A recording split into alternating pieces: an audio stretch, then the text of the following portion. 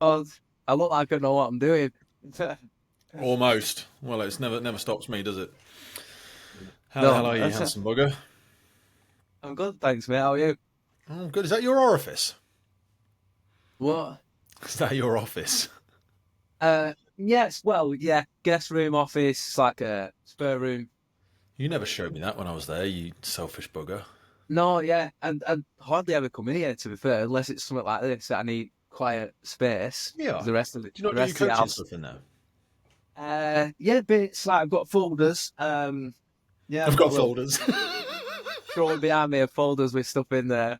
Yeah, I've got folders and books and, All that stuff. like index card. I've got a highlighter, Yeah.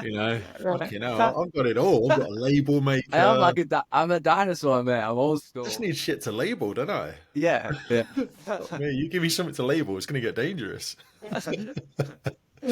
Well, let me shut my phone up. Ah, right. How you feeling? Yeah. All right, mate. I'm doing well. How are you? Good. I'm pretty good. Good. Pretty good. Yeah. I would Is it? say. You ever done the Wheel of Life exercise? You ever done that with coach? Yeah, in your coaching No, stuff. I don't know. Go on. Remind me. So there's a Wheel of Life exercise that I always used to do with people, and it's a bit like the spokes of a wheel.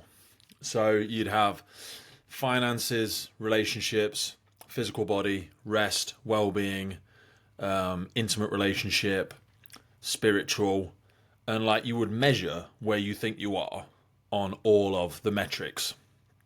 And then the idea is if your life is well rounded, then it feels nice and smooth. It Yeah. runs nice, doesn't it? Yeah. But if your life's feeling a bit jarry, then that's because you are not giving enough focus to one area of your life. So it's a nice little thing. I've actually got diagrams of it because I used to print it out and do it with clients, and then Yeah. I'd take a picture of it and I'd give it to them, and then we'd come up with a strategy of how they want to. It's a bit more of a holistic coaching thing. It wasn't so much just about physical fitness, the stuff that I used to do. Not that there's anything wrong with either, but when I ask myself, like, what am I feeling the rub with at the minute? Why am I only an 8? What would a 9 look like? Or if I'm a 4, what would a 6 look like? Then I try and do a little bit of that. I've got a shit ton to be grateful for. Yeah. Yeah, Loads to man. be grateful for. I have a Yeah. lot to be grateful for. What are you grateful for? Nah, mate. I feel like conversely, I've got good balance at the minute, like fitness, work, family, goals. I feel like I'm managing well. Like everything's on a good trajectory, I'm in a good place. It's nice. So Mate, I'm doing that's okay. great. Yeah. Are you able to like sit in that and kind of and it sounds silly to say be happy with it. My problem is it's a bit like I can imagine you, if me and you were in a relationship, I'll just go with this weird analogy for me. You like set up a fantastic train set and like all of the signals are running well, the train is managed well, it's clearly on a path of progress, people are having a positive experience on our little train set. And you go, oh, I'm really happy with where things are at the minute. And I just walk over with a fucking baseball bat and then go, all right, let's build something else now. And you're like, Yeah, I'm bored of this now. what the fuck are you doing, Pete? You know what I mean? Yeah, I That's agree. kind of what Yeah, I do. I think It's that's a bit what me like and you would be like. Yeah, I feel like I've got a limited number of like Lego blocks in my life, and I build something cool out of Lego, and then I smash yeah, it to bits and do something else. yeah. Bored of that now. What's next? Yeah, that's a terrible habit, though. You know what, I though? get it In though. all seriousness, the only thing I'm actually no, I'm proud of a lot of things, but one of the things I'm really proud of is, ironically, the podcast is the one thing I've done for a very long time, and Yeah, I think it's because I get to do this a lot because this is obviously the thing. yeah, But like I get to talk to interesting people that I respect and that I enjoy, and actually like this is secretly like a little university for me, really. Like I yeah, speak to interesting people that I love to spend time with, that inspire me, that hold me accountable, make me better, all that sort of stuff. So it's kind of like the thing there's that old trope analogy where like, oh, if you find something you love, you never work a day in your life. But yeah, like I really feel like this is it sometimes. I mean, like, don't get me wrong, like editing stuff at 11 o'clock at night and da yeah, da da da da and working with sponsors sometimes is annoying. But it's a net positive relationship, I think, that I have yeah, with this thing. yeah, But anyway, we digress. I think of you a lot the way I think of people that make me better. I said it publicly about Matt Adams, our mutual friend, recently, yeah, about he makes me a better person. And also John Gregory. John Gregory, I've done a Yeah. few cool things with him. Really love John. And I listed you off when I was talking to John the other day. And I said to John, because when we were walking into the NEC in Birmingham to do the High Rocks thing, and we were talking about friends and how long we've been friends for and all this sort of stuff for. And I said to him, because I'm a bit weird, I was like, do you think we're friends? And he's very weird. He said, what are you on about, you knob? Of Yeah. course we're friends. I was like, no, but like, if we didn't do similar things, would we still be friends? And he's like, I don't really know, because I've like grown out of friends in the past. Like I'm sure you may Yeah. have. Like, I'm not outgrown them, but like different chapters of life, aren't they? But then I Yes. think Yeah. like if I'm Definitely. not doing a similar thing they're doing with them anymore, then I might never see them again. But then I kind of think that's okay, because I think friends, relationships, partners, spouses, these people should make you a better person. They should add to your life, not detract from it. And you're someone that, when people, I can't remember what number episode it is, but people listen way back, when we first had our first interactions, you were just someone that was, A, at the time you were really struggling with something, but you had a real calm focus about what needed to be done and setting that pathway out, setting that plan out, much like we were just talking before we came on. Everything's set out, you're good, you're in a good place, you can sense the progress that you're making in several elements of your life. And that is really, really niche. So I wanted to get you back on to talk about A, all of the recovery stuff, B, how you've sort of managed your way through it. C, was it an accident or was it planned? And I know kind of come with the answers to this. And hopefully frame it in such a way that for the many people that are probably going through something similar, or this will go out in around January, so people that are maybe thinking about trying to make a big change. Now, your change was kind of enforced upon you, Yeah. but you were already kind of on a path in a good way anyway. So maybe start by cycling back to, if it's a long time ago now, but like when we first had a Yeah. chat, what were we talking about? Just what happened. Minor details of it, where my head was at then, and how am I gonna overcome it? What does it look like? And like you said, it was a long time ago. Like I was in not a great place, but like had minuscule optimism of what I could, get back that I thought I'd lost. And I had things, to aim for, to try and fix. Like you said, it was enforced on me. Felt sorry for myself for a while. And then I thought, like, this is enough. It's time to set these things in motion. Just do what I can, control what I can control, ignore the faraway goals. Let's just make progress. And I kind of just did that initially. So for people Yeah. that may have not listened to your first episode, what did happen? Had a stroke. And not a Yeah. nice one. No, pretty bad one. It was at a CrossFit competition 2.5 years ago, just over. Um, Oh no. yeah, long time ago. And yeah, last event, warming up, and then boom. I lost my arms, couldn't speak, and it was like a out of body experience. It was like I was sat on my shoulder watching my body, like trying to figure out what's happening to me, and this out of body me were like screaming at me, "Move your arms, speak, what's happening, fix it."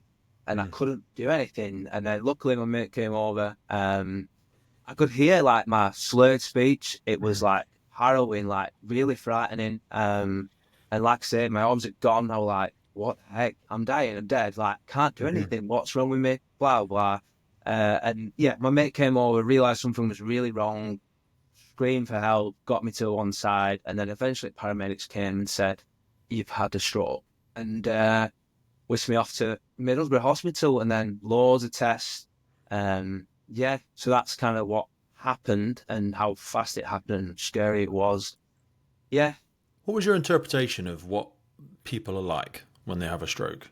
Because yeah, if I said to you, Zach, I've got a friend of mine behind this curtain, he had a stroke a month ago, and without your experiences, what would you expect? And we're saying this all with respect, and I know people that have stroke have, but typically, what would you think this person's going to look and sound like? yeah. Disabled, Hmm. unable to Yep. move parts of the body, can't Yep. talk properly, can't Yep. register things.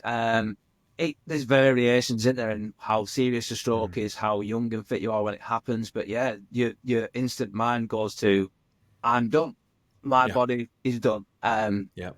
and that's the And then you scary start thought. extrapolating forward. You're like, because again, when someone has a stroke, I look at them wrongly, or if I just meet someone and I don't know they've had a stroke, you just think, oh, this person's just disabled. They've probably always been disabled. Yeah, They can't speak properly. They're probably stupid. And you're like, whoa, whoa, whoa, whoa, whoa, whoa. You know, and that's a horrible mindset that I used to have before I learnt a little bit more about it. And you do, and it's the same way. Like when I was in a wheelchair for a little bit after one of my injuries, people treat you differently. they do. Yeah, Even though you're in, like they assume you must have some other cognitive issue because you're in a wheelchair, or because you say I've had a stroke, or you have slightly slurred speech. I remember the recordings of you trying to, and that was so brave, mate. And I bet looking yeah, back now, you're so glad you captured it as well. Like yeah, when you yeah. were Just to helping your see. son with his schoolwork, and trying to read to him, and just thinking like, God, is what does my son think? How can he understand? What's my missus going to think? Is she going to have to support? Is she going to have to help me go to the toilet for the rest of my life? Is she going to have to? Does she even want to be with me? Do I want her to be with me? Like, my ex-wife, her dad had a really bad muscle wasting disease, and he sort of said privately to me once, he was like, oh, if I knew what was going to happen, I wouldn't have put my wife through this. I wish we weren't together and stuff like that. And that was like, Jesus, because we do say for better or worse, but we never assume the worst is going to be I'm disabled. Yeah, Hmm. definitely, mate. Yeah, like I said, in Middlesbrough Hospital, after I'd done a lot of tests, I didn't have any answers. I would kind of lay there, couldn't speak or communicate, and I was going through all these things in my head, like that. Like, do I want to tell Katie right now? The answer is no, but like she's gonna find out. Like, and then what? And then what? And then what? And my head was blowing up, like with what the heck do I do now? Why is this happening to me? Loads of fear, scared, worried. It was horrible, mate, Hmm. horrible. But yeah. You've absolutely crushed the recovery, but what I don't want to do before we get into some of the wins and some of the big stuff you've been doing this year, I don't want us to do the misjustice of maybe anyone that finds themselves at the beginning of that, and we can even narrow down to the specifics of a stroke, perhaps. Like, what advice did you get? What resources did you go to? What advice would you give somebody who has just, woken up in the hospital being told they've had a stroke? Yeah. Everyone's different, aren't they? And I took it really hard. Like I felt like I'd lost. I was guilty of thinking I was invincible. Young, fit, strong. Nothing bad would ever happen to me. And then, bang, it happened. Now it broke me. So sad. Uh, why me? Blah blah blah. But like in the hospital, everyone's there trying to help you, guide you, and like I said initially, I couldn't speak properly. Like, and then when it did come out in bits, it was like in the wrong order. Or I was like, I didn't want to say that. I wanted to say this in my head. You know what I mean? It's coming out wrong, and they're like trying to understand what I'm saying and help me, and that was frustrating initially, because I knew what I wanted to say, and I'm like, what the heck Yeah, is yeah. happening? Like it was weird, mate. And then speech therapist came in. Like I was looking at cards of like a picture of a woman mowing the lawn and kids putting cookies in a cookie jar and the dad like reading a newspaper. He said, just tell me what you see. And I couldn't say mowing. I was like, muh, muh. And she was like, it's okay. It's all right. And I'm like, oh my God. I know what I want to say. It's like, it's Yeah. here. I know what she's doing. I can't fucking say it. It was mad, mate. Like, and then, I think we I'd just just did keep that. crying all the time if that happened. Yeah, I did cry a lot, mate. I'll be honest. Like, Mm. just stuff like that. Cause like, I know what I want to say and I'm trying to do it. And then all of a sudden my brain and my body or whatever is like, no, mate, we can't speak like that anymore. I'm like, why?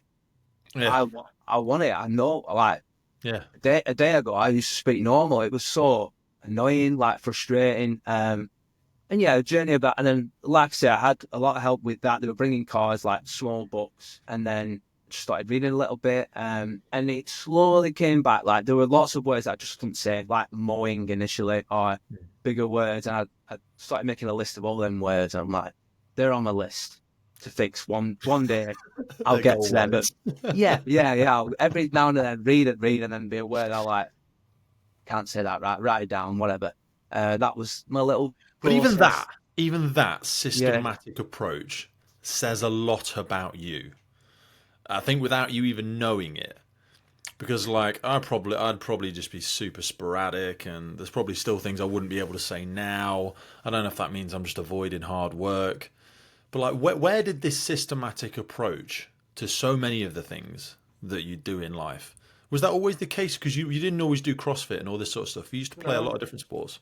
Yeah, I used to be big on sports. Football was my main one younger, and then a bit of a knee injury ruled that out. And then it was more like circuit training, bodybuilding. Kind of found CrossFit eventually, but like you said, anything I do, if I'm doing it, I want to be good at it. I'm Hmm. invested, and I'll find my weaknesses on whatever it is, and I don't mind working on my weaknesses. I don't need to do something because I'm really good at it. Yeah.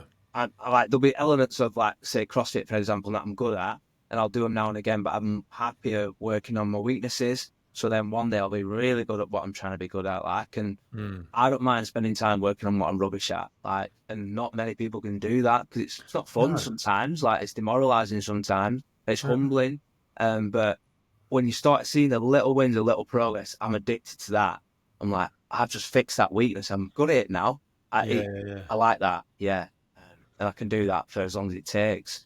Why do you think we're so averse to working on? Because when we do like 360 feedback or like work appraisals or stuff like that, we do identify people's weaknesses. But as you get a little bit older, certainly, and your sort of neuroplasticity starts to drop off, you almost want to only focus on the things that you're good at. And you feel like, well, I'm an adult now. I'm in my 30s. I should be a competent person. Like, I don't like the idea of showing people I'm rubbish at something. Why do you think? Because that limits so many of us, doesn't it? Yeah, definitely. Yeah. It's a form of like embarrassment sometimes, isn't it? If you Yeah, don't know anything, you definitely. stay quiet, you shy away, you don't do that for whatever reason. You start cherry picking what you're good at. And if you don't do that or don't address it or cherry pick, you're never gonna fix that weakness. It's always gonna hang over you, isn't it? And Hmm. I've been guilty of that. Like younger me, like a little bit impatient, like focus on what I'm good at. And then like you say, you get to a point and I've kind of got these holes in my game and I'm like, it's time to address these, mate. You're never going to get as good as you could be. There's more potential if you can stop being like, take your ego out of it. Yeah. Let's step back and foundation build. Let's fix all these holes in your game. Whatever it is, work, life, sport. If you can do that and be humble enough to do it, you'll be a better person eventually. It Hmm. just takes a bit of pride swallowing sometimes. And yeah, 100%. yeah, Swallowing a lot of pride. I always say most people won't be great because they're not willing to be and- shit.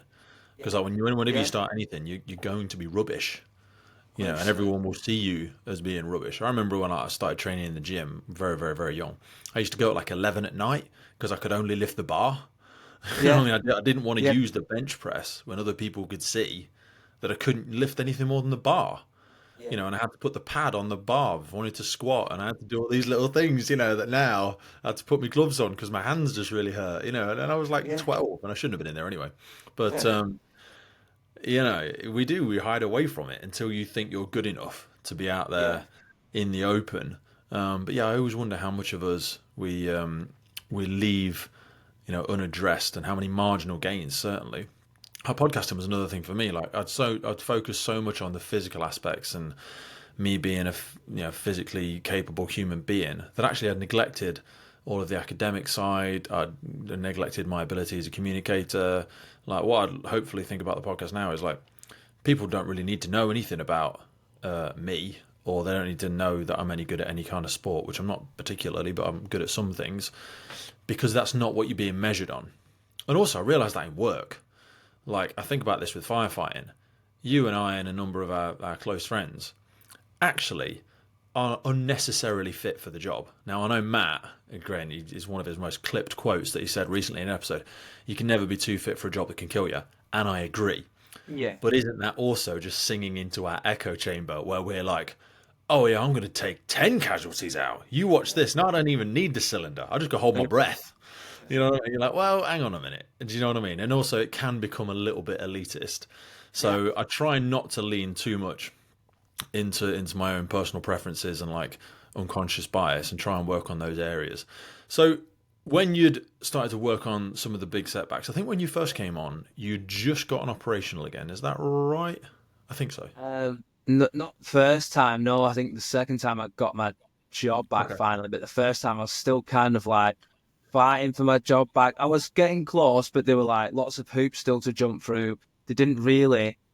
They were suggesting to me maybe think of a different career path, non-operational, and like I said, that broke me. And just because of the person I thought I was or attached myself to my identity, Yeah. I get it though because it was scared. Something really bad happened to me, and then everything else just fell off. No one wanted to touch me or take a risk on me. Yeah. And that, like I said, that was hard to take, mate. That broke me mentally as well. Hmm. And like we said, that kind of just like I just like closed all the doors and accepted my circumstances. And like I will just rebuild. I will just rebuild, and then one day we'll have a look at that door again, and I'll pop my head in and say, "Look, this is what I've built now. I'm like, Yeah. are you happy yet?" Or whatever. That's kind of the mindset I adopted. Like, Mhm. and like, there's a good quote off Marcus Aurelius, like, what is it? Remind Oh, yourself of what you've been through and what you've had the strength to endure. And like I said, at times I was really sad and upset, and I'd come up here and I'd look at my little wall of accolades, and I'm like, I was champion recruit in the parachute regiment when I passed out, and then I left the parachute regiment, I joined the fire service, and I got the silver axe. And I look at them and I'm like, I'm still that person. I did those things. Like, even though Hockey Health don't know that because I've never told anyone, they just see Zac the stroke victim, and they've closed that door. I'm like, mhm. that's can still do those things. I just need to tap back into that. I'd look at it and remind myself, I'm like, Mhm. whatever you set your mind to, you can do, mate. You just need to like focus Yeah. on what you can control now. And then one day they'll be like, Yeah. oh, you're all right. You fixed it. And I'm like, I'll just show them eventually. And kind of just did that internally best I could. And Yeah. then, yeah, it was like, I'd finally done, I'd set up to do high rocks in fire kit, which was what we spoke about, I think. And they were Mhm. like 2 days after that, they must have seen it or heard about it. And they rang me saying, can you come in for a medical? And I'm like, oh, this is it. This is it. I'm like getting a little bit excited, but didn't want to get too excited in case I just chin me off again. And yeah, it kind of just, and then got there and they're like, what were you doing the other day? I told him in fire kit, blah, blah, blah. And they're like, okay, right. Where are you up to with the report from your specialist? And like, they've already cleared me back to work. It's you guys that are stalling. Like, I've Yeah. got everything I need. I'm fit. They say I'm fit. It's you. Like, so they got it all together and he said, you know what? We'll sign you off. And I like cried, mate, in front of him. He was like, are you all right? I'm like, Yeah. yeah, yeah, I'm fine. But I'm just really happy. This is what I wanted all this time. And like, it's like, I was so happy, mate. I rang my Yeah. missus straight away when I got out, cried again.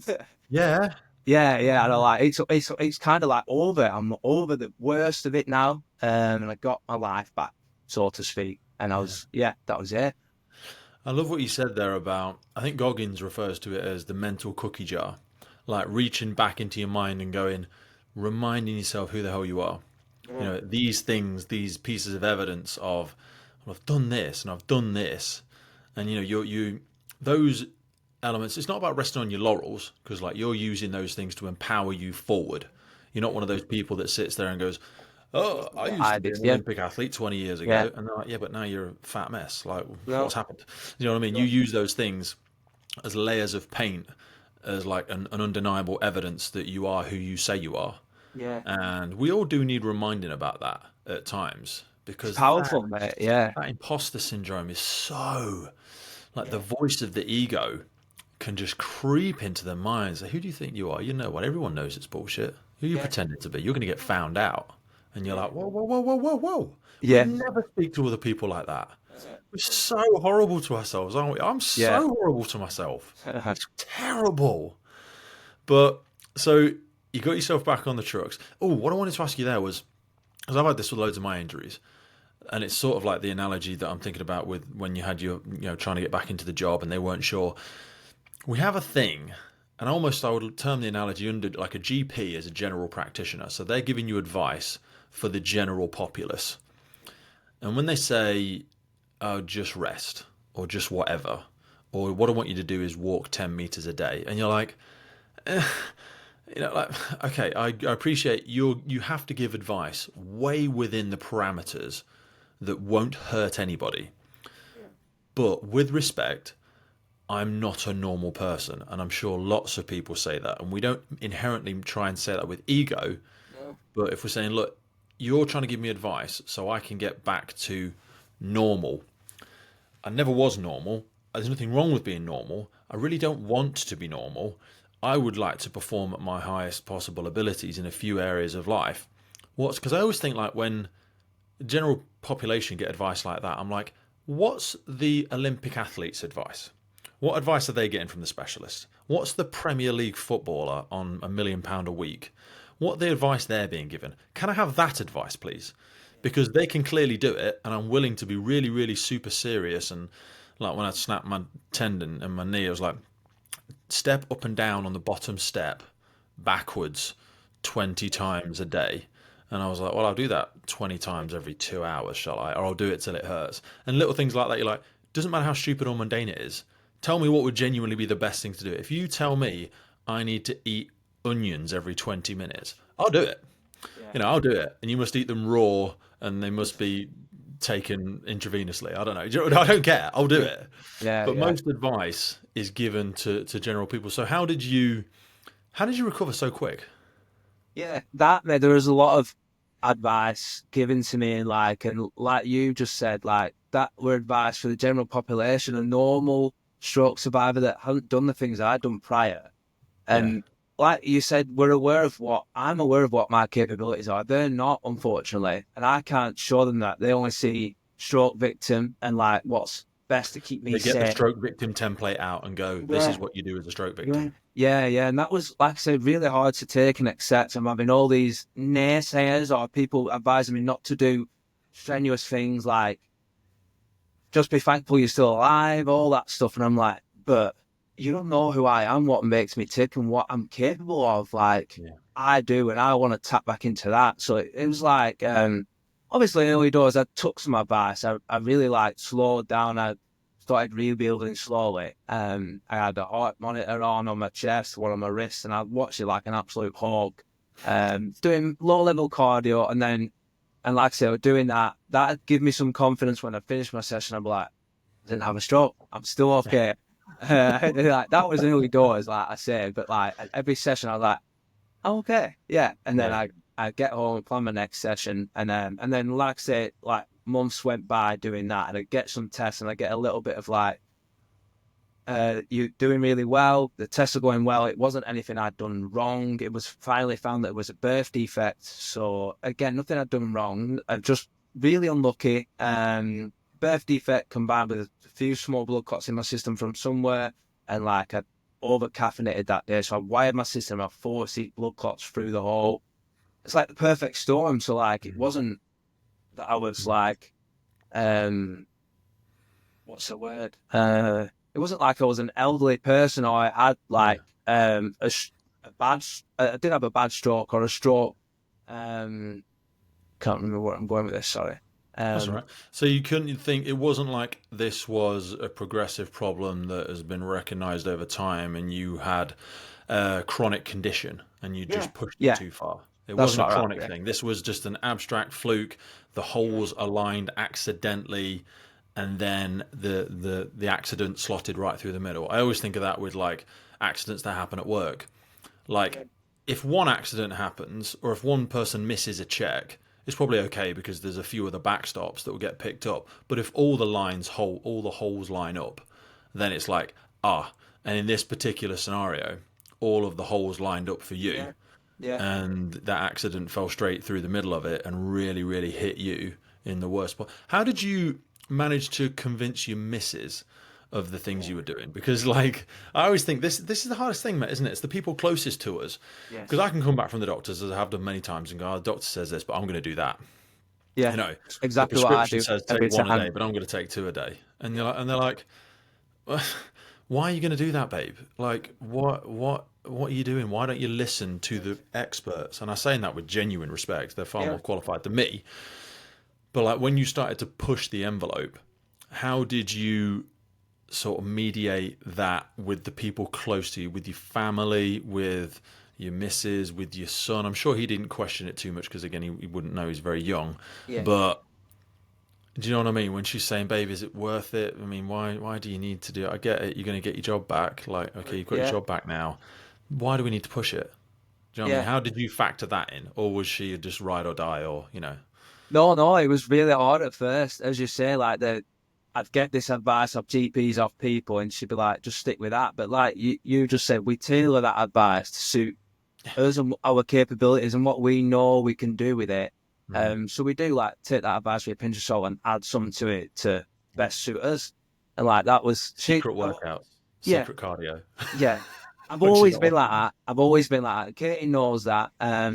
But she was cross at me at times and like didn't want me to do things. Initially, the deal was she'd do it with me. So she'd come to the gym, she'd do a bike ride with me, or we'd go for a slow jog.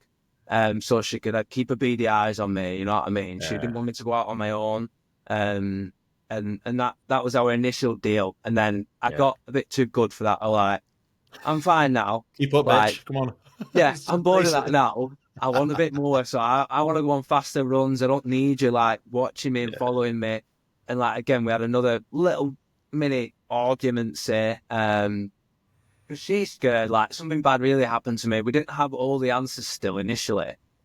And she's, on the doctor's side, like the what if side, like what if this, what also, if she's that. just in a family unit Get it? protective side. She's Yeah. like, okay, babe, go and do that. Then you lose your job. How are we going to pay for the house? Yeah. Yeah. Exactly. Yeah. Why are you being so selfish? Yeah. Yeah. It came up. Hard. Yeah. How do you answer that? Do you know what I mean? It's so hard. It is, yeah. And like the only way I could do it was like the initial deal, we'd do it together, and then I'd do it like incrementally. I'd go and do a little run, I'd come back and like, see, I'm fine. See, now I can do this next. And she's like, just slow down, just give it another week or whatever. So it's kind of like that constantly. I'd do a bit, I'd show her that I'm fine, that I did really well. Now I want a bit more and a bit more, and I just got a bit greedy now and again, and it's that on repeat. Yeah. Yeah. So when do you feel like the game really changed? Because again, you got back operational, and then were in your mind were all of the reins up. When was the first time you went upside down again? Because that was Yeah, that was a big something you were one. nervous about, wasn't it?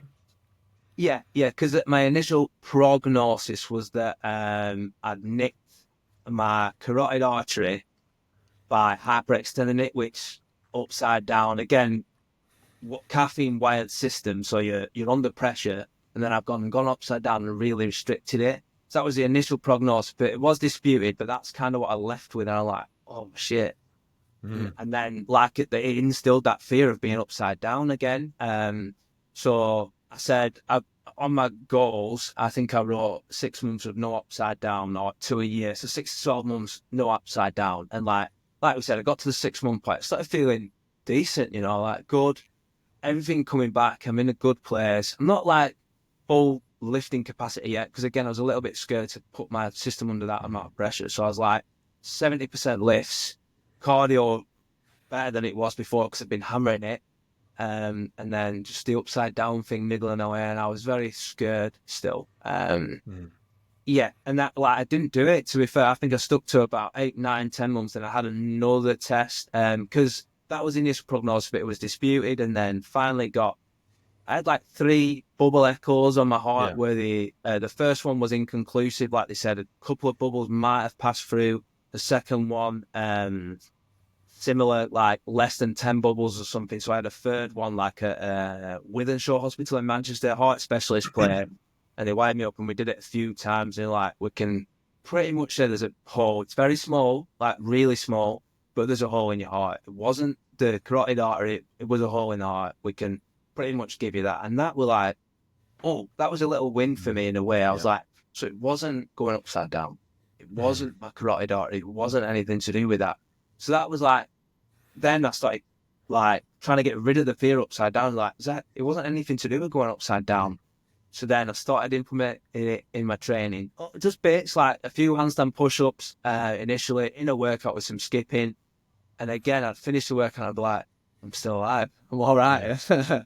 And again, like that on repeat, I'd do a few more upside down stuff, and then started handstand walking again. And I'd finish the workout, I'm like, I'm sound. I'm Yeah. absolutely fine. And then back in my routine again. Just the fear had been eliminated, so I started pushing that little avenue again, rebuilding that side. So let's look at pushing the avenue. So you've hit us with some I'm big into stoicism. I always love it. There's a couple of my tattoos relate to it, and I know you've got amor fati Yeah. tattooed on yourself now as well. Socrates, no man has the right to be an amateur in the matter of physical training. It's a shame for a man to grow old without seeing the beauty and strength of which his body is capable. Talk to us about this last 12 months where you appear to have just shifted into a whole new gear and seem to be just like, I thought we were all on the same path, and then we turn around and Zac's like 3 fields over to the left, like taking some tremendous strides. Like you really have, you really appear to have changed gears, and it's been beautiful to observe as a friend. Talk to us about this last 12 months. What have you been on with? Yeah, thanks, man. I think, like you said, for fast forwarding to now, this last year, I've kind of moved completely on from my ordeal, and then I was like, it's time to see what you can do now, mate. You've come through something really traumatic. You're now back up better than you was before, thanks to this. Now let's just see what we can do. Like, put yourself Because the out there, clock's do a always few ticking, isn't it? things. You almost think of that mortality where you're like, well, I'm in my 30s now. I can only really Yeah. mess about with this for so much longer, and then natural aging is going to take me out of my prime. Yeah. So that, like you said, and I did, or is it Feb? We did strength in depth with the CrossFit Delta Fox 180 project team. So it's like a team of 12 that go down, and like 4 do a workout, and then 8, and then 12. And it's kind of a mixture of things, CrossFit, isn't it? Like we're saying, Hmm. not all of you do it all the time. But that was the first one of that year, and we finished fourth, which is really good. Like, I think we're only 2 points off third, which would have been amazing. So for people, I don't want to assume too much of the listener because people will hear that and they'll have Yeah, missed all no of what idea what that I'm on means. about. What is strength in depth? We're not going to do ad nauseum for every single competition, but just Yeah. give people an understanding of what sort of thing is involved in a CrossFit competition like that. Yeah, so strength in depth's a big yearly competition. Like, only the best sort of teams qualify for this event. And you have to do online qualifiers, 3 or 4 as a team, submit them, and then you get invited depending on how well you've done. Okay. So it's a big, like, high level comp, my first proper one, kind of, back. And yeah, like, it's things like a heavy lift one time, and then some gymnastics, some handstand walks, some bar Mhm. muscle ups. There's a bit of swimming in it. There's some running. Not all at the same time. There's 8, 9, 10 events. So like, one event might be weightlifting, one event might be cardio, the Mhm. next might be gymnastics and lifting, and then some stuff is like synchronized as a team as well. A Does good everybody have to mix. do each event? No, so like in a team of 12, like if you've got 2 weaker ones, you can kind of hide them. At Yeah. some point, you all have to do something, but not Yeah. every single event. Yeah, it's kind of you get given the So what I mean events is to like I do can't do some. any of the gymnastics craziness, Yeah, but so we some of could the save lifting you and for like the certainly some of ergs, the because cardio stuff I'd be great at. Yeah. yeah, we'd send you in on the ergs. You're a beast on the ergs, and we'd kind Mm. of like send someone else in on the gymnastics. But at some point, you would have to do some gymnastics, like maybe Yeah. 10 reps or something. So you get a little bit found out, but you can hide, some of your weaknesses. I probably need to confront that. I'm being a Yeah, pussy in that area, yeah. honestly. I We need to all get are, trapped like you with you say, for a at week times. and just Yeah. belittle me and just get over myself. But anyway, so that was strength in depth, and Yeah. you guys, it was a great performance from the team, wasn't it? Fourth, yeah. Like I said, 2 points off third, which is a little bit bittersweet because we're like so close. So we're doing it again next year. So hopefully podium next year, and then Same. Are these people from your gym, or are these just friends that you know, or?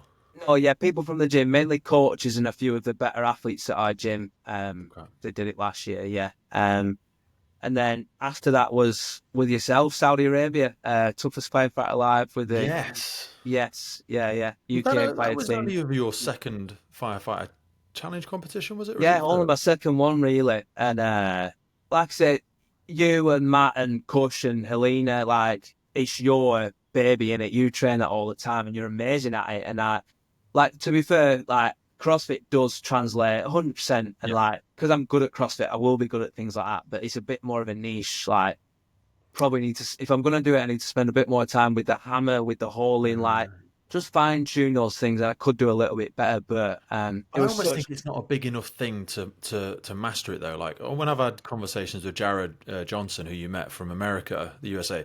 Jared's got 100 gold medals or something like that, and he's world champion X Y Z. yeah, It's a bigger sport in America. Yes. but it's not still not really even a sport. Do you know what I mean? No. It's something we do Yeah. once or twice a year, and there is coming more and more competitions coming up next year. But even though I've won a few UK things and a few international things a few times, I still feel like it's not enough for me to focus my training on it because it's, I don't know. It just feels like there's not enough to it. Do you know what I mean? I feel like there's not enough Yeah. there, not enough meat on the bone for me to really get my teeth into it. And I love it and I enjoy it. Yeah. But like I say, it's something you and many others do on the side of your main focus to it. But nonetheless, you've actually won some medals in that already. Anyway, how was the Yeah. Saudi experience? Amazing, mate. It's such a great experience. Like being out there with yourself and other like-minded people that are like wanting to push the limits of what you can do physically. And Yeah. I enjoy being around people. Like levels you up, doesn't it? And Yes. it was such a great experience, and I loved it. Like It absolutely was loved it. surreal, wasn't it? The Yeah, it was goddamn money they amazing. spent on that thing was just Yeah, ridiculous. Oh it was my out of god, this world, wasn't it? Like it was it so was cool. ridiculous, Yeah, mate. yeah. Just lucky to even So be there. Yeah, it was amazing. it'll be next year or 2026, isn't it? With hopefully we'll pick another team and we'll Yeah, maybe go back to it. But there's so many savages just coming through the ranks it's now that yeah, we don't know it'll who be that yeah, next team's going to be. definitely. So that was that. How did you perform in that? Did you remember the rankings at all? Yeah, 12th overall, like out of close to 300 competitors, I think. They were up there with a lot of international competitors, which I'll take, mate. Like just like we said, I don't Jesus, yeah. do these things all the time. I was very happy with that, and yeah, I put on a decent performance. I'm really happy with it. Yeah. Yeah, and a similar time was a CrossFit Open. So while we were out in Saudi, I had to do two of the open workouts. Yes, you were, weren't you?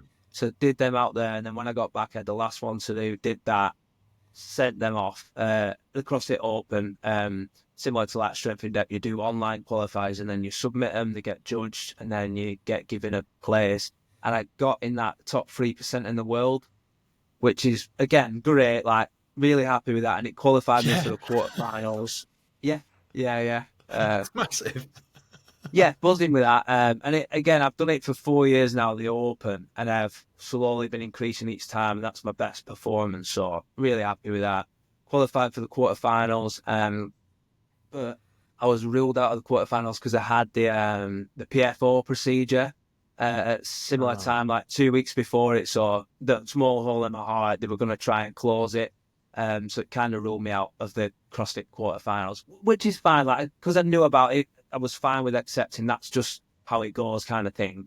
And it was like probably where my level was at anyway at that time. I was probably done well to get to the quarters. Could I have got to the semis?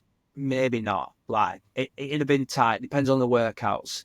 The workouts that's the suited thing me. with it. It's Yeah. the sport has such breadth to it Yes.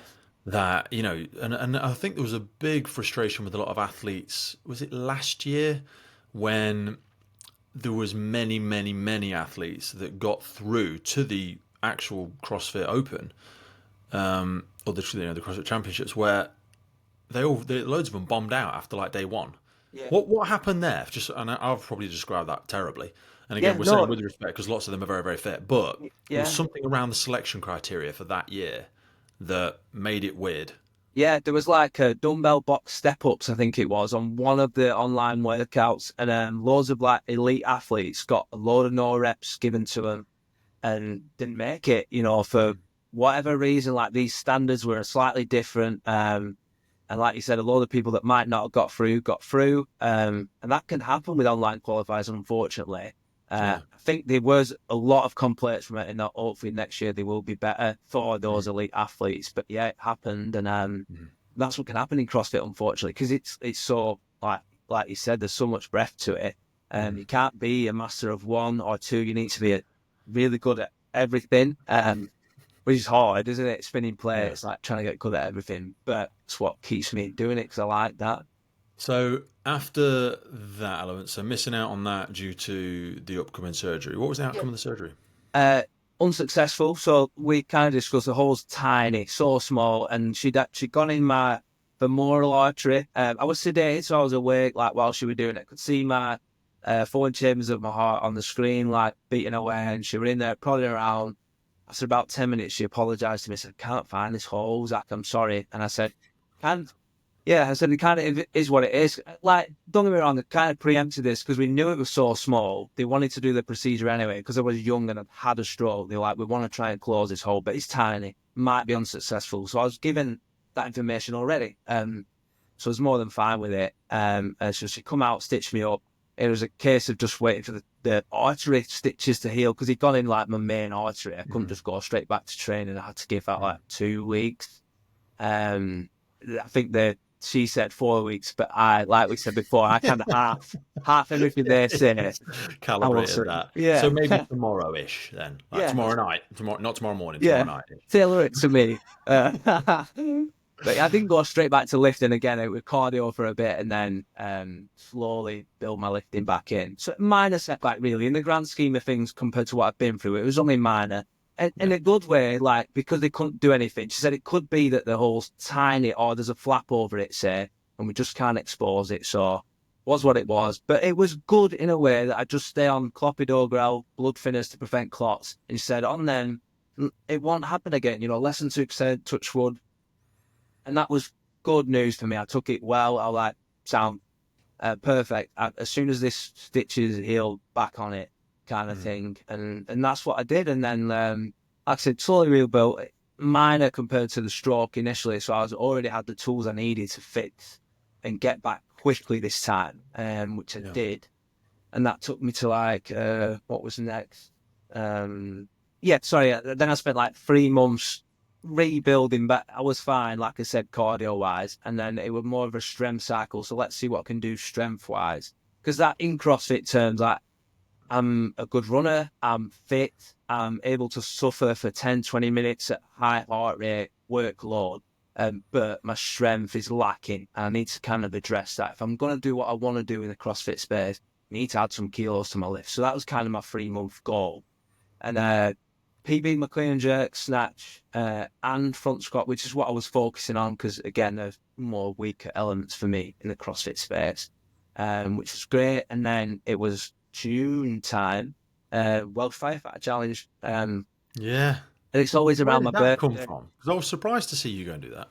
Yeah, it's always around my birthday. So I like me, missus, and little lad, we make a trip of it. We go to Wales for like a long weekend. And it's just a day in it, so I do that for a day, but then we spend the rest of the weekend doing birthday stuff and wandering around Wales, and it's June time, so it's always dead sunny at night, so it has been the last couple of years. And I think I finished third in my age group, which again, I'll take, which meant like I go more for the day out and spend time with yourself and other like-minded people. But on 3, 2, 1 go, I want to win or I want to do really well. About it. I can't help that. I'm not here to take part. I'm here to take over, baby. It's in me, mate. I can't help that. Like, even though I go for fun, on 3, 2, 1 go, I'm all in. And I'll do the best I can. So yeah, third, really happy with that. Again, to say it's not like my sole focus, which was mint. And then after that, Reynolds, quite a decent level CrossFit competition. Hers with a guy called Matt Adamson. He's very good at CrossFit and probably the opposite to me in CrossFit. He's very strong, handsome, isn't he? Yeah, very handsome boy. He's a very handsome fella. I just saw he's got a new sponsorship with somebody. Yeah, Rebel UK, I think. That clothing company or something. Really cool. Yeah. A really nice, cheerful, happy, smiley bloke. Yeah, he's a top bloke, mate, and he's like. We make a good team because he's super strong, man. He's a strong boy. And he makes up for what I'm lacking slightly in strength. And then conversely, I'm fit and I make up for where he's slightly lacking. So like, as a team, we are like really good. And we won it. Like we won overall against a stacked field as well. So we won and we're buzzing with that, mate. Like absolutely buzzing. Are you boys going to do some more stuff together? You seem like a very good pair. Well, we are, like I said, we complement each other in a way, and we've got. Is he local to you, or how did you meet him? He trained at my gym for a little while, and we had that like friendly competitiveness in workouts, and we got friendly. And like I said, he's a top bloke, and I like being around people that level you up. He's slightly better than me at X, Y, Z, so I want to spend time with him doing X, Y, Z, so I get better, and vice versa. It made a good little friendship. Not to get too personal into Matt, but. What does he do? I think he's like a plumber or something like that. I'm not 100% sure. plumber, Monday to Friday, 9 till 5. He applied for the fire service last time because he'd been minted it, and he just missed out. He got to interview and missed out, which is gutted for him. But It's next ridiculous time when you see people like that miss out, isn't it? You're he'd just be like, oh my perfect. god. Yeah, yeah. He's be so good at the job, man. He's like I say, he's top bloke. But he's gonna apply again, and hopefully next time it'll be his. But yeah, so we did ethics together in Birmingham a couple of months ago now, and we won that as well. Again, we're such a good partnership. We're very good at CrossFit. Ethics kind of leans on CrossFit more than High Rocks does. There's a bit of engine work in the middle, like you need to be decent at running, rowing, cycling, but the strength portion and the metcon at the end especially, like we were flying on the end. I think ethics was one of my favourites because it's one of the really interesting functional fitness style competitions, but doesn't have any of the gymnastics in it. Yeah, It's obviously the bit I don't accessible, enjoy. isn't it? Yeah, So it's a lot of grunt work, which I really like. yeah. Yeah, there's no like hindering factor really, is it? It's Mm. accessible for everyone. I really like it, mate. It's kind of the bridge between High Rocks and CrossFit, isn't it? It's now you need to be I just don't strong think it's as very well. big though, is it? With respect to the ethics, No, like, it's yeah, doesn't I seem to agree. have When I much got there, funding or stuff. yeah, maybe it's still in its infancy and Yeah, funding maybe, but I mm, think it's got potential. Like it was such a good event, yeah. and yeah, hopefully it does take off because it is like a really cool event. Mm. Like I said, me and What do Matt you win won when you that. win something like that? Initially we won, and you just get like a pat on the back kind of thing for this one. Yeah, I But didn't see them giving out any prizes. no, not on that. And I think there was like that one Birmingham. There's one in Glasgow, London, Liverpool, and a few other places. But then the top 5% of each of those get invited to a finals, which is in December at Fit Fest. So we'll go into that. I think the winner of that will get a good prize. I think that's your prize from winning that event. You're now invited to the big one against all the best That might be a people. conflict for you though, will it? Because FitFest also hosts a few other competitions that you're probably doing. Yes. So like, yeah, yeah. It's Oh, not sorry, I ideal. also came first in that one and second Yeah. in that one. So, like, No, no. So, like, obviously, I'm doing athletics, and I think I've been asked to do a state triple threat team, masters team. I think there's a hopefully that if it works out how I expect, and I've been told it works out. We do athletics on this Friday, and then I get Saturday off, and then Sunday is this triple threat strength in depth. So I might get 1 day rest, and we'll see. Hopefully, I'm not too tired, Jesus. but Okay, I take would advice. never So you do had that ethics. usually. Yeah. Yeah. Because it's not ideal. But I'm there. I love CrossFit, so 100%. and it's the team of three, so it's slightly different. It's not all on me. I can lean on them to hopefully a bit, let them take Yeah. Is some of it the mixed team? Is workload. it all blokes or? All blokes, so same, and there'll be all females teams of three as well. I think it's like it's Who a do you big event intend to do against that one with? a guy called Mike Holmes. It were him that asked me. He finished second in my beta, and he tapped me up about it. He said, "Look, if I get another bloke, would you do a team of three?" And I'm like, "Yes." I said, "But I've got ethics finals like that same week," and they were like, and he was the one that said, "Well, you might get a day rest in between." I said, "If you're happy to have depleted me and take some more work, Yeah. I'll do it." So yeah, A hell of a I would be. complimentary position to be in. So Yeah. we had the ethics. What do we have after that? Bit of a break, so I went on a family holiday to Turkey, which was nice. I still trained out there, still keep my training up, but relax, Did no you go to comps. Dalaman?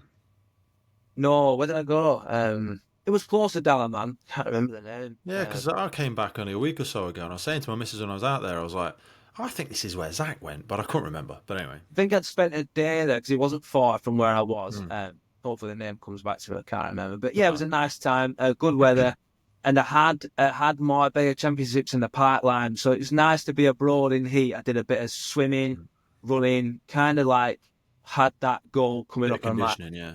yeah, while Where I'm did the here in the Marbella heat, thing come from? How do you how do you Here's a tough one because there's so many competitions bouncing around these days. I saw another one, the Dirty Dozen. Have you heard of that one? I yeah, saw, yeah, that looks really interesting. I might fancy a bit of that for next year. yeah, But like, where do you hear from all of these? Because you don't want to turn up to one of them and it end up being a bit rubbish, and then you're like, oh, I've kind of trained for this. It wasn't really well organised. Wasn't well funded. Like, what's the in for this? yeah. Because there seems to be so many competitions, and you could end up spending a lot of money. There's an aspect of money in this as well. Yeah, there is, mate. Yeah, like you said, there's so many out there now. I think initially, like for myself, when I was new to CrossFit, it's a little bit of trial and error. Okay. You do a comp and you're like, oh, that was good, or that was what I expected. But now I'm like, especially on socials, you see the bigger competitions get advertised early and you've got to qualify for them. So that's an indication that if you're having to qualify for this and do Yeah. online qualifiers, it's a good high level I do always think competition. that, even with respect to me doing the first High Rocks, people are like, I'm a High Rocks finisher. And you're like, how many people don't finish it? Yeah. Well, everybody finishes it, you know. Yeah. Yeah. Even if it takes you 3 hours, it's kind Yeah. of like a bit of an Yeah. attendance certificate with respect. Yeah. Yeah. Yeah. Definitely. Yeah. But yeah, Um, if you have to qualify for it, that's a green light for you. Yeah, definitely, yeah. And like I said, I've been in CrossFit like 4 years now, so I've done the trial and error phase, and I kind of know the harder competitions. But like you said, there's so many, so you have to kind of choose 3 to 4 a year. I like having 3 month gaps in between, so I'll do a competition, see where I'm at, and then have 3 months to fix my weaknesses or close some holes for the next one, and then the next one, and then the next Why one. 3 months? I think it's a good. It's usually like a 12 week cycle, isn't it? We do in fitness terms like a 12 week structured plan, Hmm. working on weaknesses or goals for that next comp. So on my last comp, let's say my snatch wasn't good enough, my gymnastics under fatigue wasn't quite good enough. So now I'm going to spend 12 weeks working on them things.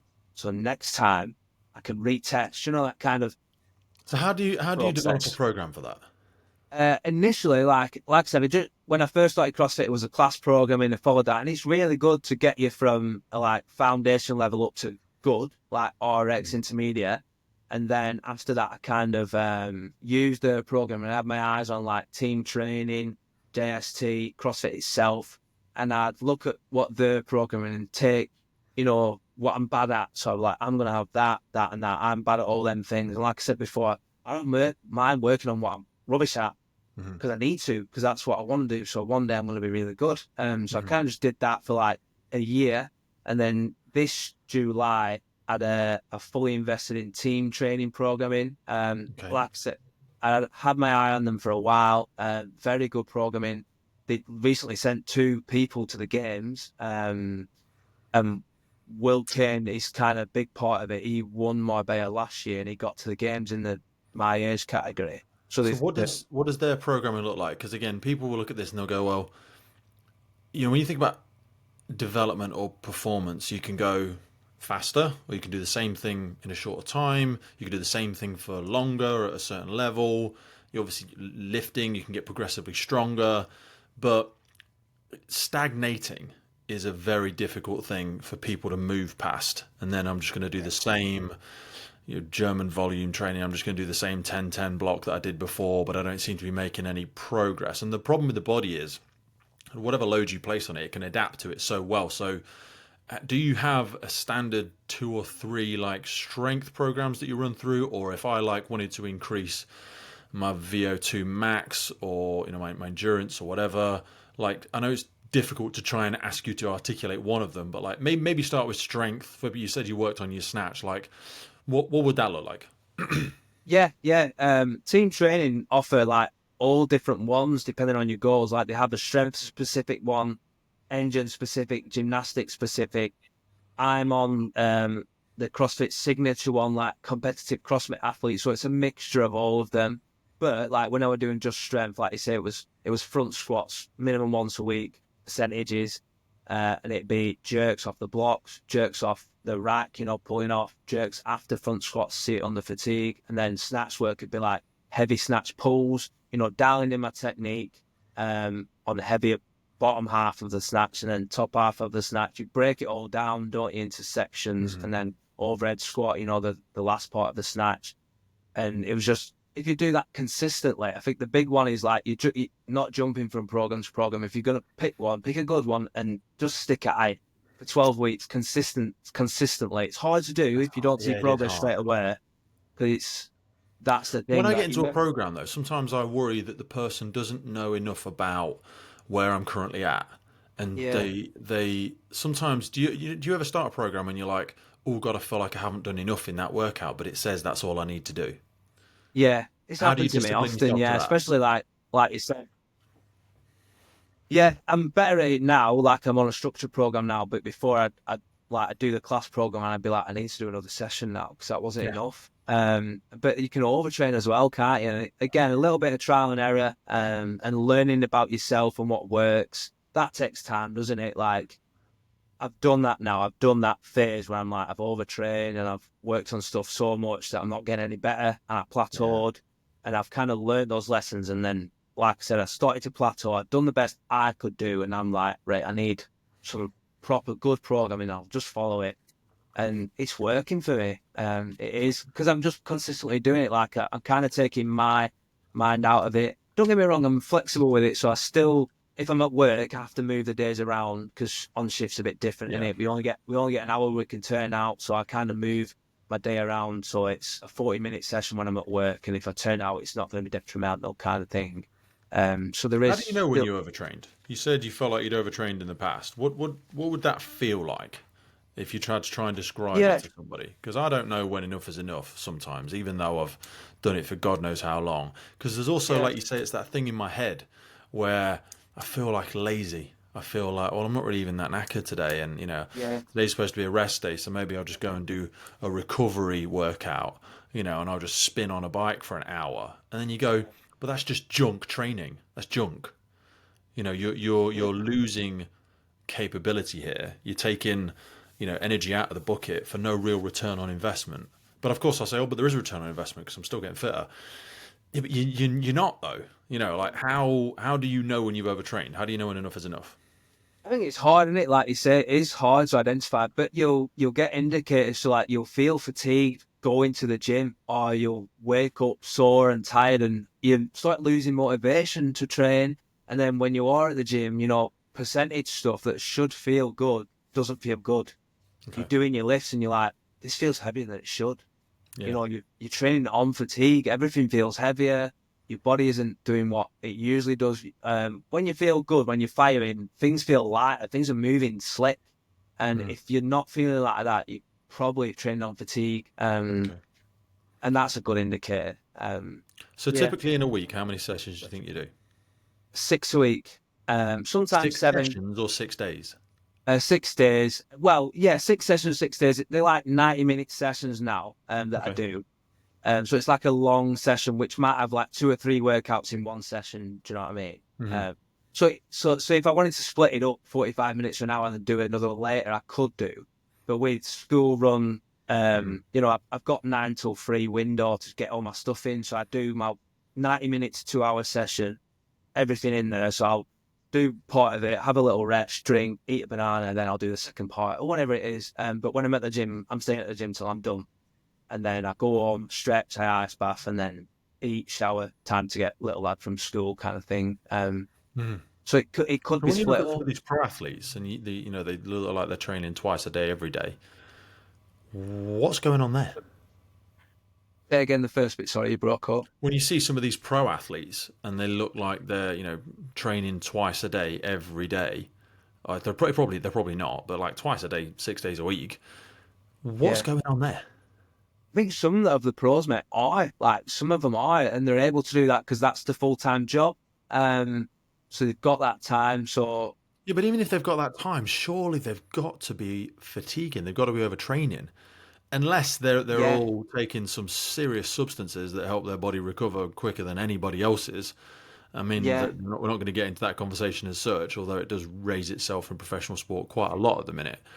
Like, I think that is what makes a lot of amateur athletes, and I'll include myself in that, do too much because we hold ourselves to the same level and go, well, that's what they do. I need to do that. But my body can't take that because I also work a full time job and my diet's good, but it's not perfect. My rest is good, but it's not perfect. Many of my habits don't align to theirs. And I'm probably also not taking the same level of supplements. I don't have the same level of body care. But then I also hear myself say those things and go, you're just making excuses. You've been a bitch. yeah. Have like really similar conversations with myself sometimes. Like I said before, I found this program, and I was finding myself doing double sessions in a day, but I couldn't sustain that. Then, like I said, eventually I like training tired, sore, aching all the time. Like I can't keep this up. I'm older. I've got family, work, like you say, but it's their job, and their like nutrition is so dialed in, the supplements are so dialed in. They've got like doctors and coaches, trainers giving them the best advice on how to be able to train twice a day or 8 hours a day or whatever it is. And like, they probably don't do it all the time. Like they'll come off it for a little while or whatever, but they've probably built that up as well over time. So they've probably gone from 2 sessions to 1 hour Yeah. sessions, 2 90-minute sessions. So the body is starting to like acclimatize to that, so to speak. Yeah. But that being said, like, is that performance enhancing drugs involved? I'm of the impression there's not, but I'm maybe a bit naive because I will never do that. I don't want to. I want to see what I can do naturally, and like because I look up to them and I want to be where they are competing. I hope they're not doing it, kind of thing. But If you acknowledge it, it closes the door on your ability to ever do yeah, it, and then yeah, it'll also yeah. it'll discourage you because you'll go, well, there's no point because I can never do Kind of it. compete with people like that. Yeah. Yeah. So, but who knows if they are or not? It's hard to say. But it is tested, and some fail and they get Yeah. wiped out. Some pass and they're doing amazing. So, like, there's hope that there isn't. But like you say, another You think if you conversation. fail a test, you should be banned for life? Oh, Some controversial. people, Come on, let's get into. Let me take you into a controversial question. Who's that lad who came second or third or something like that, and he's just got back in, hasn't he? Ricky Good, yeah, Yeah, and his brother as well. yeah, Oh, yeah, and Jesus he's Christ! yeah, like you say, he's elite level. He's third, second, first sometimes, depending on the Yeah. comp. And he got found taking performance enhancing drugs and banned for 4 years. My initial reaction would be, "You're done." But like the other side of it is people make mistakes. You know, they fall into that trap where everyone else is on it, so I want to be on it. And you kind of need to accept that if they're willing to accept it was a mistake, and now they're going to test and prove that they're natural, can we Yeah, give them a yeah, but second are you chance? ever again? Like, and I'd say this total transparency. You know me. I've got a history of taking a lot of drugs. I took Yeah. steroids when I was doing strongman, all this sort of stuff. And I know, I've lost like 7 stone, but my body will always look a little bit roidy because it was like an overinflated balloon once. Yeah. And there's an argument for will it ever be? Could you ever, even though you're not taking anything now, but Yeah. you did? So it has that It's given you giving a you that thing. extra back then. Is it I still don't there? know, and I Yeah, don't know it's enough hard to about the say, isn't it? science. So it's all Yeah. right for him to say, "Yeah, well, that was a mistake." And you're right; we should forgive people for their mistakes. Yeah.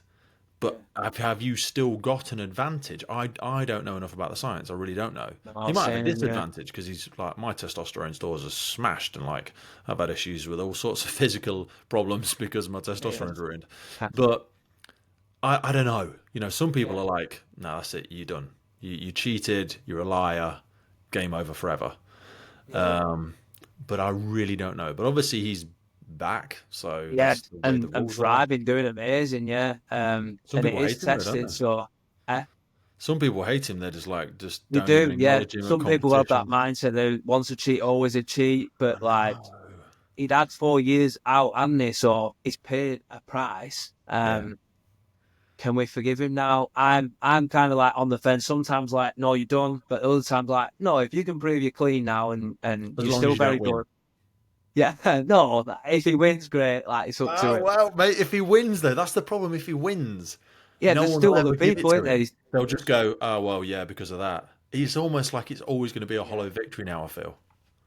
Uh, yeah, in some people's minds potentially, but like, it'd be interesting to ask the competitors who won it against him, what their thoughts are on it. Like when they're competing against him, if he does beat them on workouts, you know, where their heads at with it. That'd be interesting. Yeah, I Um, bet a lot of them because they're trying to keep their sponsors and be professional. They would, but I'll bet in the back rooms they're just like cheat. You know, what I mean, won't even acknowledge him. He's a ghost, dead to me. It's yeah, like, oh Jesus Christ, you it's- know, ruthless. But you're at the highest level of, and there's a lot of money involved at that game. it is, mate. There's a lot of So money much money. involved. There's a lot of sponsorship involved. There's a lot going on at that level.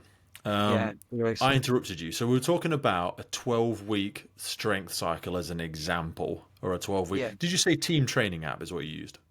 yeah, that's what I'm on at the How minute, much and is that's that? what it's only £20 a month, which again is another How reason is it? what, yeah, which is another reason what got me onto it because it's affordable, you know, for a family man that has a job and a kid and a house to run, good price. You can pay a bit more, 40 quid, I think it is, and get like one-to-one coaching feedback, get more for your money. But I just wanted the structured programs. Like, I'm kind of happy that Yeah. I won't half-arse it. If I'm doing it, it'll be full on. Like, I won't, And do you know also, what I you're mean? diligent enough that if you have got a problem with your snatch, your clean, your whatever, there's honestly a million free YouTube videos if you're willing to Yeah. spend the time to learn the thing properly. I mean, a one-to-one coach is invaluable. If you know, it's all about if you don't want to put in more time, then get a coach because they'll Yeah. shortcut a lot of theoretically, if they're a good coach, they'll shortcut a lot of it for you. But it is also available for free if you want to go and find the stuff out. Yeah, yeah. On that, like similar time to when I started investing in the program, and I were looking for a Olympic lifting coach, and I had two friends at the gym that use this bloke called Matt Middleton at Adlington Barbell Club, just in Chorley, so half an hour from me. And I was looking at his page, and he's a big, strong boy, man. I was like, okay, I'll message him, see what I think, see if he can help me. Tell him that, look, this is where I'm at, kind of plateaued.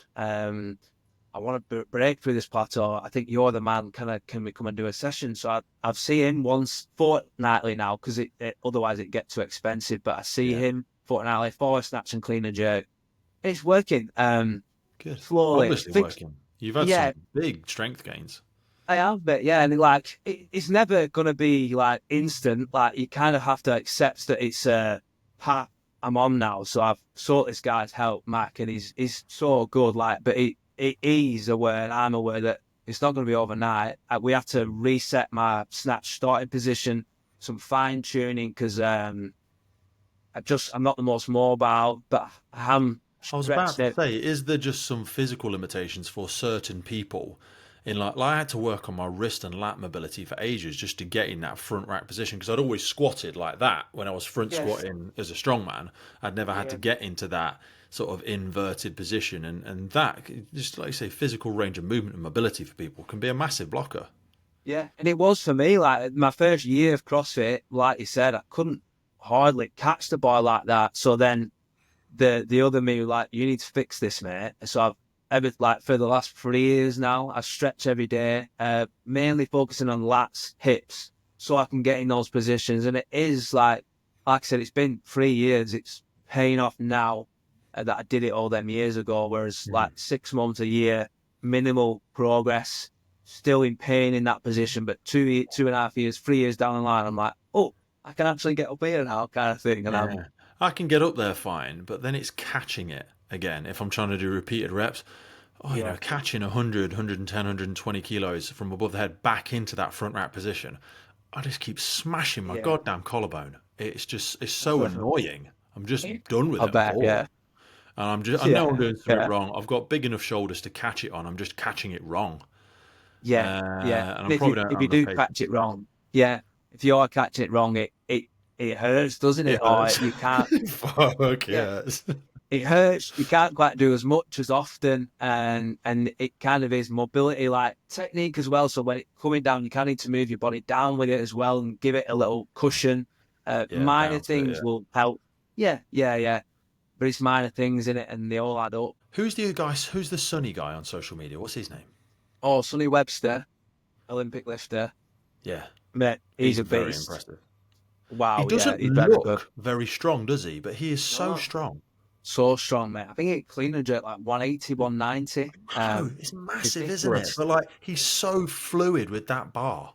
It's Yeah, just, I he's don't know. He is an Olympic lifter by trade. He's won. yeah, I don't know how many Olympics he's won, but whatever. But yeah, I look at things like that, and it really is a skill. Like that is why I think like when I came from strongman world, you could just bully the weight because you could just yeah, it was lifting stones and things like you're just bullying it. But yeah. with this, it's such a skill. It It's is, like mate. it's like Yeah. darts or archery or something, except you're doing it with big dire consequences of the heavy ass Yeah, barbell. yeah, But yeah, he's very impressive when you see some of his complex sort of routines or the flow that he goes through, where he has like yeah. I forget what he calls them, but he does 7 or 8 things in a row, and you're just Yeah, like, barbell wow, complex. Yeah, he's throwing around 150, 160, moving around the bar like amazing, like making it look light, and it's not light, it's no. heavy. It's crazy what it can do. Um, One of the things I wanted to ask you about, if we jump back for a second, was around good social media follows. Like people that you have looked at. I mean, we obviously referenced one there, but like places you've taken. If people, I mean, there might be people that jump straight into this team training app and go straight for that, which is maybe a good solution. But like, what's some people you have found useful to follow that is sort of giving you maybe that inspiration, but also good insight and sort of helped you develop? Yeah, team training one. Will Kane from team training, good level CrossFit athlete. Sonny Webster we mentioned, Olympic lifting side of things. Mac Middleton, I mentioned his weightlifting side, and then CrossFit. Like any CrossFit athlete, like especially the higher level ones, are quite loud on social media. So like Noah Olsen, Ricky Garrard. There's loads in there out there, and I follow all them. And obviously, yeah, from CrossFit Delta Fox, I follow them, and then they follow CrossFit page, and it's constantly on your algorithm, isn't it? And Yeah. kind of build from there. And then fire service wise, yourself, Paulina, Matt Adams, people like that.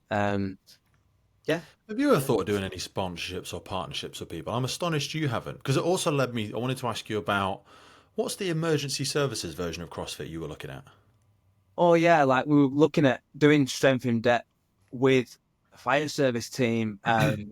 Not the easiest, like logistically, to try and organise because we Mm, almost did it last year. But it's tried. You've got to have like a certain amount of masters athletes within like 30 to 40 age group. You've got to have like at least four females and then 7 or 8 males, something like that. It's hard to get those people that do CrossFit and are actually good enough to yeah. qualify. So I think that's why it kind of fell through last year. So Didn't you yeah, say there was also an emergency services side to the actual CrossFit Games though? uh, oh well, yeah. The CrossFit Games itself do emergency services competition like extra add-on. So like when you do the Open and you qualify, like I said, I qualify for quarterfinals. You like if you're in emergency service, you tell them either fire service or army Mhm. police, and you get invited to like the emergency services games version. It's all online. So you, Oh, is it? That's a shame. yeah, yeah, it'd be better in person, wouldn't it? I think hopefully one day it would be. So yeah, I think there's qualified people for who could that. get behind that Yeah, because there was definitely. Yeah, there's a guy we had on a couple of years ago, Matt Chan. yeah, He came second or third to Rich Froning a number of years ago, and he's a firefighter in America. yeah, yeah, yeah. And I thought, like, people, especially Americans, they love the military and the Do service. They love getting behind their first responders. Like, I'm surprised they haven't tried to leverage that yeah. There's got to be a for market for it, and they like you say. massive Yeah, market. People would yeah, love to come and cheer for first responders. yeah, You know what I mean? yeah. Well, like I said, So how there did you get on is. that? How come you didn't win that? I didn't. Again, the PFO procedure. It kind Oh, of felt. It kind of ruled that out as well. So because that's another thing. To be fair, like you might do very well in that. I To be know, fair. yeah, it's on my list, mate. It's on my list. But yeah, like I said, that ruled out. But I had a few things. I had ethics, Marbella, a few other things in the pipeline to focus on, like within range of my recovery time, kind of thing. How much do you think you spend a month on programming, gym instruction, induction, uh, supplements, stuff like? What's the supplement range that you take at the minute? Uh, take electrolyte every morning. First thing, I take creatine daily, 3 grams to 5 grams, usually 3 grams Take daily. us into brands if you could, and we're not trying to look for any. Well, we'll just say who it is and what it is because there's like of all of these things, there's many variations they could There go is, for. mate. Yeah, there's laws in there. I were on applied nutrition. I did them for a Yep. bit, which are really good. At the minute, I'm on Fission Nutrition. I think they're quite an up and coming one. They've approached me to like be an ambassador. So I'm on with them at the minute, and it Cool. seems really good. Like good stuff, good value for money. So like I say, creatine every day. I take protein shake daily, and I Just also take one. yeah, well sometimes two, depending on how it's Do falling you in the have a day. protein target for the day? Say again. Do you have a protein target?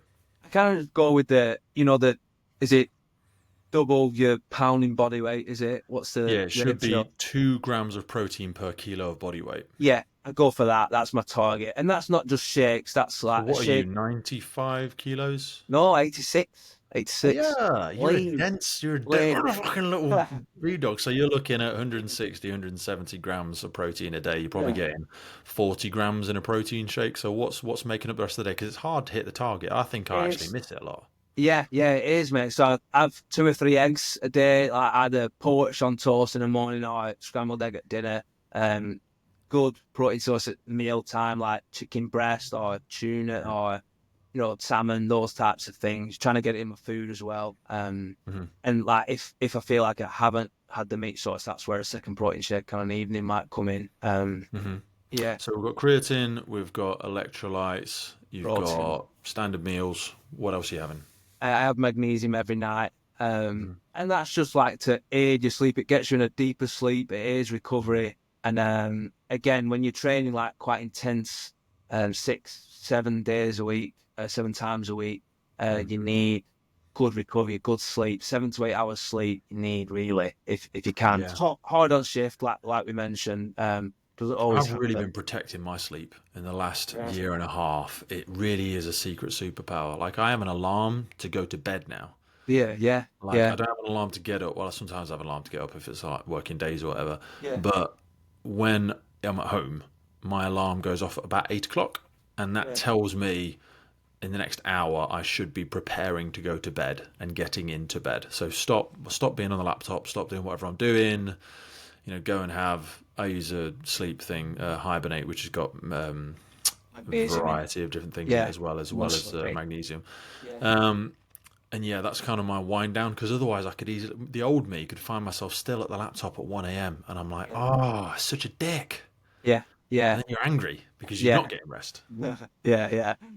I'm similar, like you said, last year and a half, 2 years, I've dialed in best I can sleep and nutrition, because all those things are important. If you're gonna get good at Hmm. CrossFit for me, but like your sport or your thing, if you Hmm. want to start leveling up, you've got to look at those things as well as just training. They're really important, aren't they?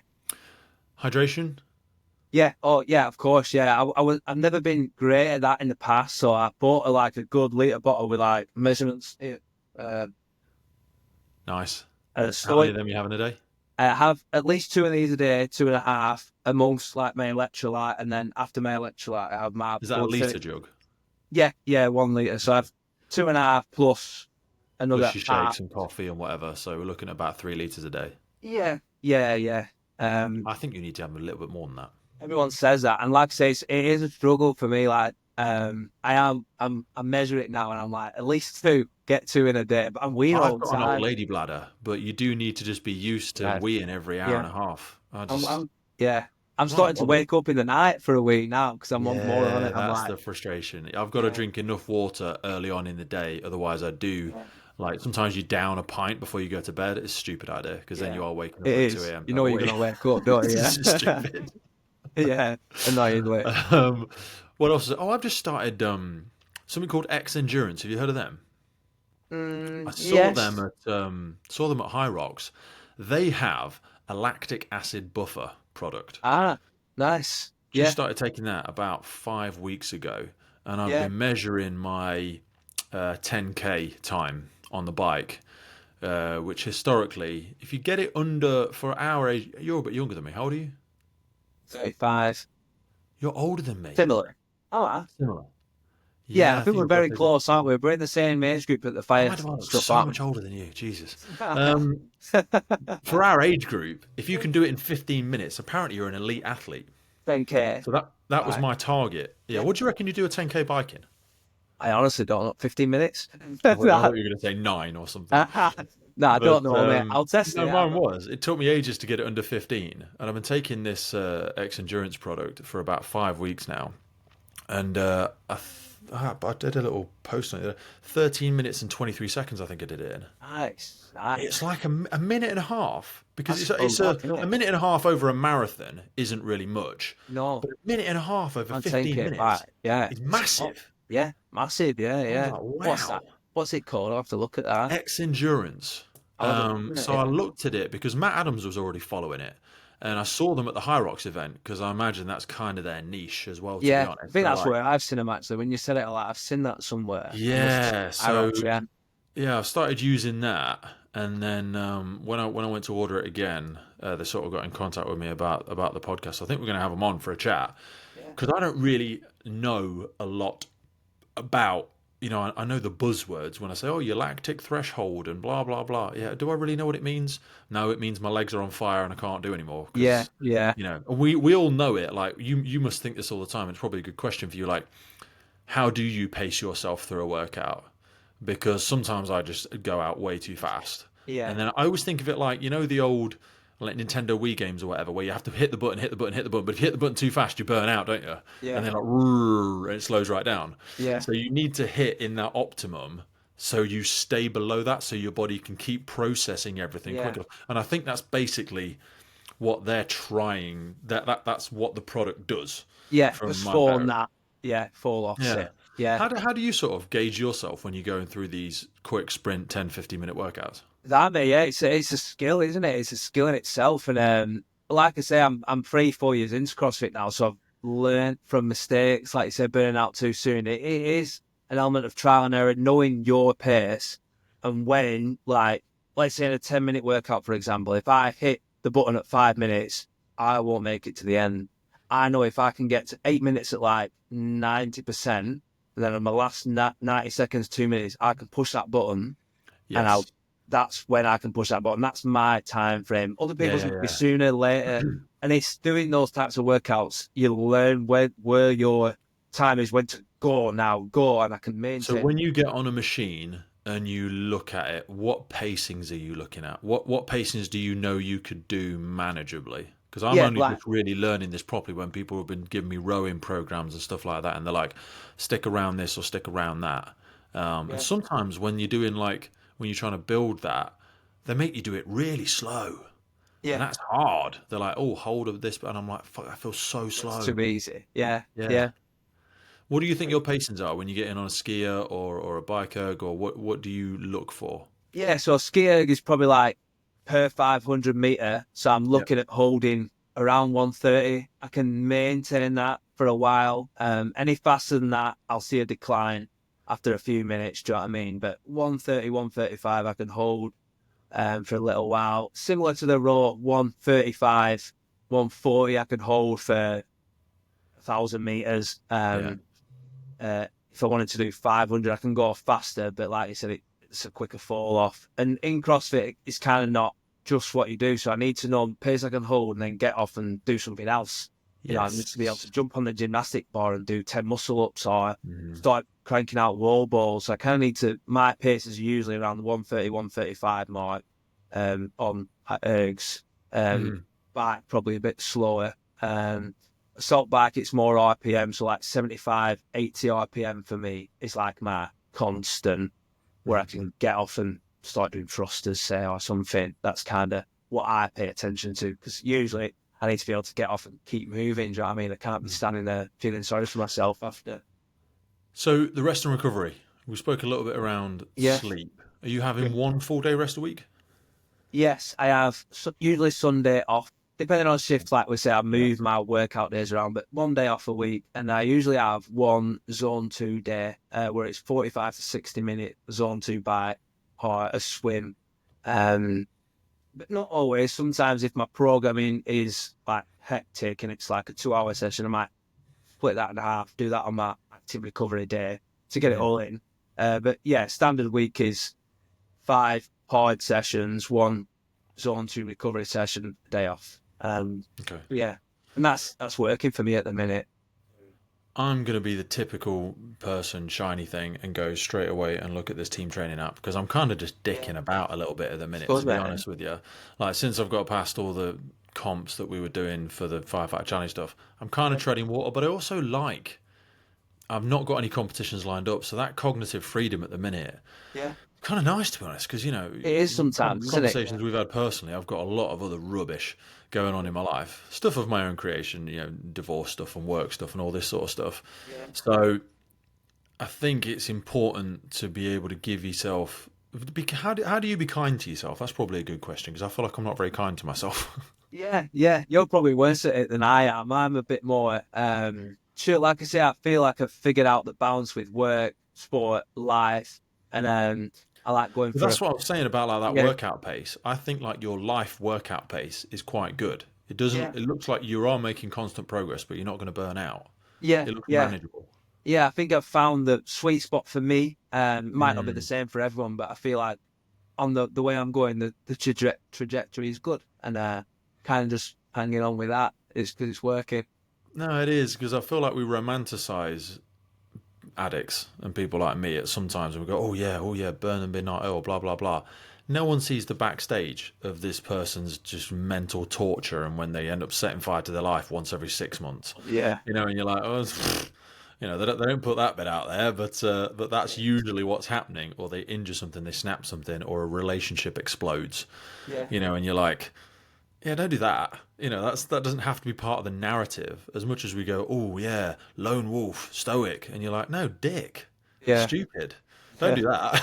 You're going to run out of people that like you eventually. You're going to run out of injuries.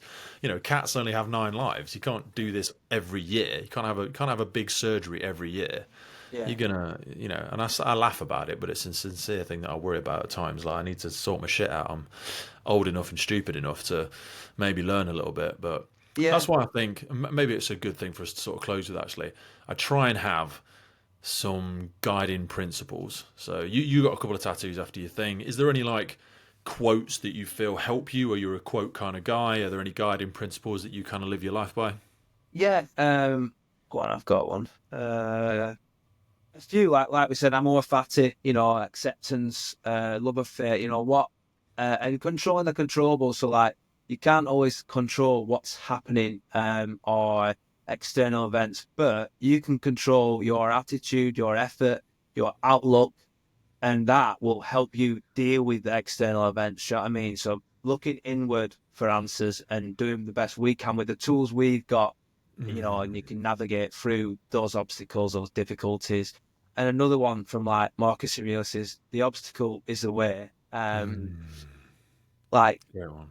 it's a good one, mate. It works, because life is obstacles. We get to an obstacle, and you can either say, "This is me, that's it, I'm done," or we can start looking at it and think, "Well, is there a way around? Is there a way through, over?"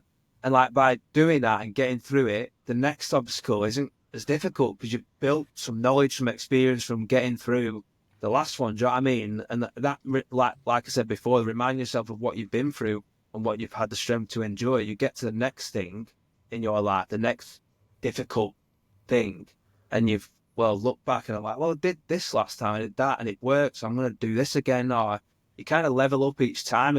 I like embracing that path, that journey, that process. I set goals obviously, but I'm willing to like take the hits. Like progress isn't linear. It's two steps back, one step forward sometimes, isn't it? And it's being accepting of that and just think it's going to take me time, but I will get there in the end. And Mm. having a Have bigger you read outlook. Ryan Holiday's book on it? Yeah, yeah. He's just brought a new one out, an updated version, and it's on my Oh, Christmas has he? list. Yeah. So that I think it's 10 years old or something in his last podcast It or was, yeah, it whatever. was I haven't heard it. 2014 it came out, yeah. Yeah, something like that. So he's done a brand new updated version of that, like changed things slightly.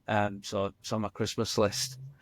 Are you an audiobook guy? Are you a physical book guy? You're a No, physical I book like guy, I think. reading.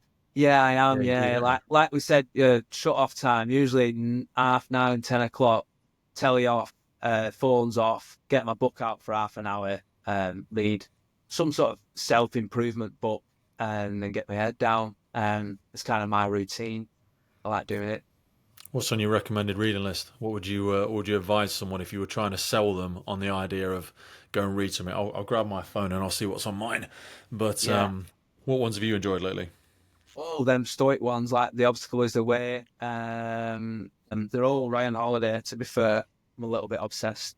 Um, Absolutely, mate. You find the something that works. Yeah, the obstacle is the way. Stillness is the key.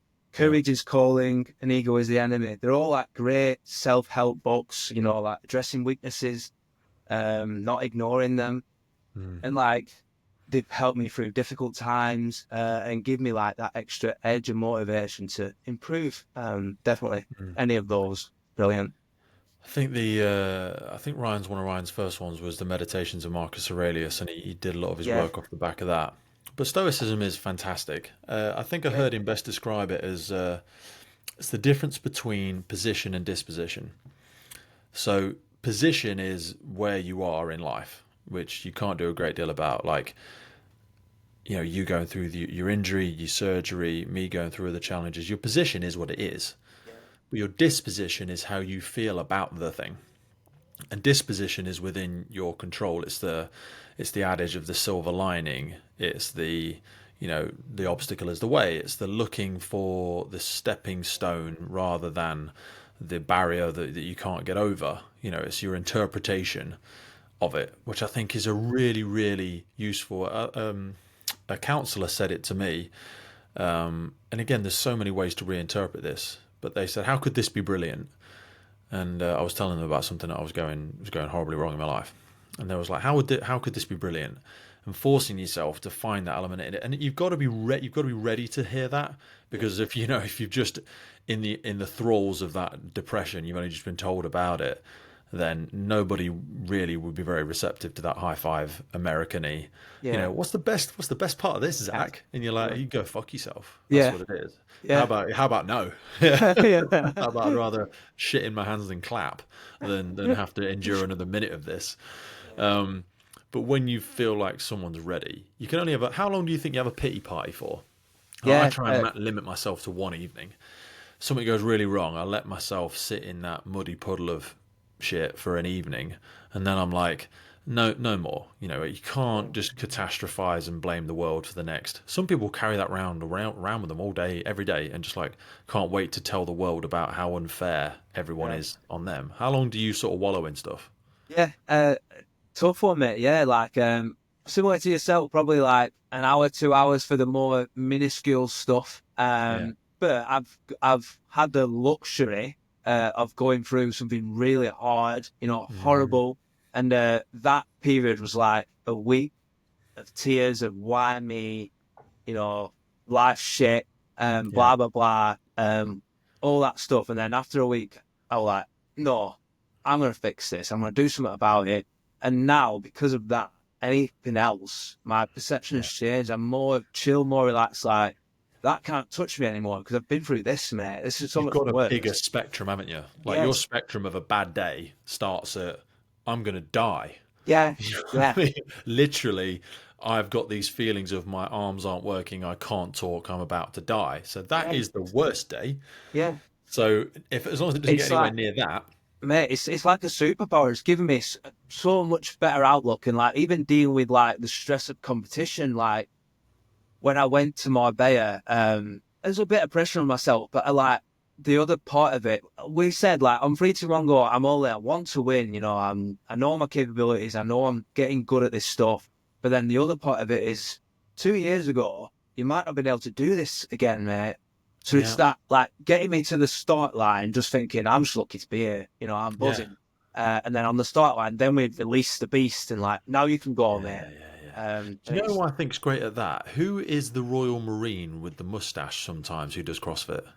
Uh, I He's been don't doing it know. for years. In He looks UK, like a or Mexican. don't know, mate. Oh God, I'll I'm gonna try and annoy find myself out. now. He's Yes. he's been in like the top 10 for years, and he's around when Rich Froning was around. He may just be going into retirement now, but I think his social media tag is always like "pay the man." Do you know what I mean? He's Oh, always saying that. wait, yeah, you've just given it me. Who is it? You know the one I'm Oh, on about. I know He exactly who you're seems on to about. have such a sunny disposition. Yeah, Like he's always the one taking the mix, shooting the shit backstage. And I know he's been there and done it so many times. yeah, He's probably more relaxed in that competition environment. But also, there may be an element of his military background in that, where he's like, oh, he's done some really rough shit. yeah. Do you know He's what I been mean? through Where real chaos, hasn't he? yeah, he's been real chaos. So people are like, oh, this is a really hard day, and he's like, what in this beautifully air conditioned, Yeah, stadium with all of our Gucci Nocco drinks and Gymshark clothing. Oh yeah, yeah, this is rough. yeah, Yeah, and he's like, so maybe again, it's that spectrum, isn't it? His yeah, spectrum of the worst day might be one of his friends has passed away in a conflict or something. I don't know, but he just seems happy to get up every day. yeah. That You know, mate, like I said, it's a superpower, isn't it? And it can level you up against your competition sometimes that are having a bad day because it's raining, and yeah. you're like, that's not a bad day, mate. Uh, Great. yeah, you've already passed all the people that are struggling with the Yeah. externals, aren't you? So I enjoyed it most in one of the firefighter challenge competitions where it was really, really, really hot one year, and we had a few people pass out on the course, and everyone was really worried, and we were going to cancel some runs and stuff like that. And I was like, "This is great," because just doing it at all has just become significantly harder.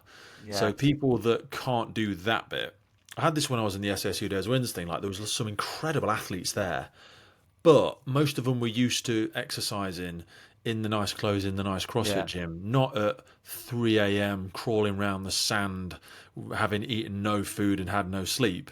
yeah, Do you know what I mean? And I wonder if there's that firefighter element within you where you're used to getting up at stupid hours, doing difficult things in less than perfect circumstances. So when you're in a nice Gucci gym and the workout's about to start, you just seem, and you can see it in you now. You've just got that just happiness, like, oh, I'm glad to be yeah. here approach to life. Yeah, and like you say, you look left and right, and people are complaining about it's too hot, it's too cold, and the Yeah, workout's too hard, and you're already gone. We're yeah, used to that. We're used to that stuff. We like yeah. it. We You're like, lean oh, into it. great! I'm so Yes. glad you're focused on that Yeah, because you're convincing yourself to lose because already. you're You're not my almost building a competition list of anymore. reasons Yeah, why you're going to lose, so you've got them ready in your pocket yeah, when you inevitably lose in a minute. yeah, Because it's going to happen. yeah, Right, I'm going to leave you be, brother. yeah. I've loved chatting with you today, mate. I've gone You for like too, an hour man. and 40 minutes. It's always so easy to chat to you. I feel like I could talk to you for another 2 hours. But what are you looking forward to for next year? What can people look? Tell people where to find you first and foremost, Yeah, so some, uh, some sponsors and people can get hold of you, and yeah, then yeah, tell us what you've got coming up. yeah. Instagram, I'm the loudest on. I go on that the most. So Zac Blackledge on Instagram. You'll find me there. I share my CrossFit stuff on there all the time. And yeah, next year goals are CrossFit Open, do well in that. Quarters are on my list this time. No excuses. I want to be fit and healthy for that. Let's see what I can do. Just come off the back of winning my Bayer Championships, so I'm good enough. I'm my abilities Hell yeah! there. I just need to time it right with fitness. Get this strength up Where a where little does the bit. Masters finish? Because you're like peak. Just You're at the starting start to of it. peak as you Yeah, enter. That's what I'm saying.